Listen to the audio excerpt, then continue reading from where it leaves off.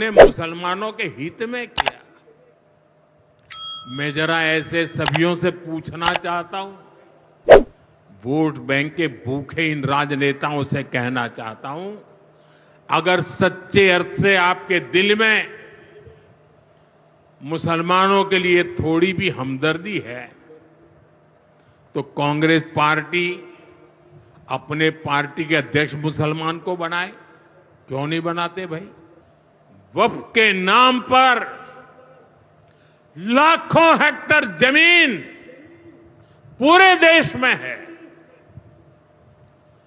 इस जमीन, इस प्रॉपर्टी से गरीब का, बेसहारा महिलाओं बच्चों का भला होना चाहिए था।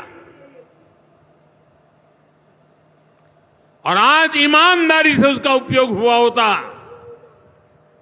तो मेरे मुसलमान नौजवानों को साइकिल के पंक्चर बना करके जिंदगी नहीं गुजारनी पड़ती। दरअसल प्रधानमंत्री जी जिस पद पर बैठे हैं वो कभी कभी भूल जाते हैं उसकी गरिमा क्या है।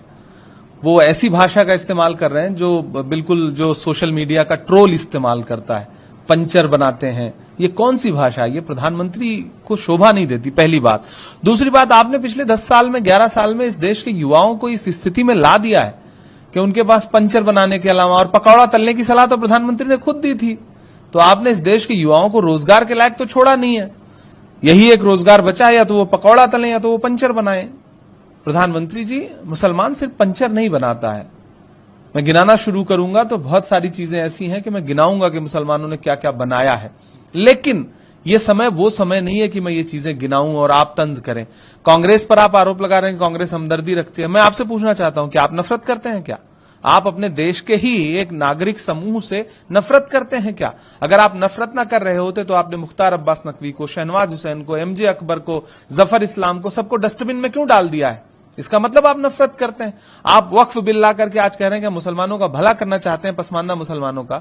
आप बताइए, उस बिल को पेश करने के लिए लोकसभा में आपके पास एक भी मुस्लिम सांसद नहीं। आप मुस्लिम महिलाओं के हुकूक की बात करते हैं। आपका किसी भी लोकसभा हो, राज्यसभा हो, देश का कोई भी विधानसभा हो, एक भी मुस्लिम महिला सदस्य नहीं आपकी। आप जो बिल लेकर के आए हैं और उसके समर्थन में आप जो तथ्य रख रहे हैं वो दोनों झूठे हैं।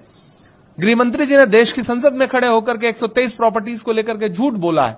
आप पसमानदा मुसलमानों के हुकूक की बात करते हैं। इस देश का बुनकर समाज जो है वो पसमानदा ही तो है। आपने बुनकर उद्योग बर्बाद करके रख दिया। आपने भिवंडी हो, इचलकरंजी हो, मालेगांव हो, बनारस हो, मऊ हो, मुबारकपुर हो, आपने हर जगह बुनकर समाज त्रस्त है। आपने बुनकर समाज की सब्सिडी खत्म कर दी, आपने जीएसटी लगा दिया। आपके संसदीय क्षेत्र बनारस में बुनकर समाज ईंट भट्टे पर काम करने के लिए मजबूर है। ये पसमानदा समाज के साथ आपने व्यवहार किया है। इस देश में पिछले 10 साल में मॉब लिंचिंग के शिकार जितने लोग हैं, मैं गिनाना शुरू करूं तो अखलाक से लेकर के, पहलू से लेकर के और तबरेज अंसारी तक सब पसमानदा समाज के ही तो लोग हैं।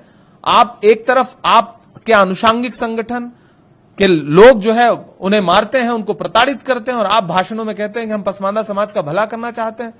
तबरेज अंसारी और अलीमुद्दीन के जो हत्यारे थे, लिंचिंग करने वाले लोग थे, उनको आपके केंद्रीय मंत्री ने माला पहनाई थी जेल से छूटने के बाद।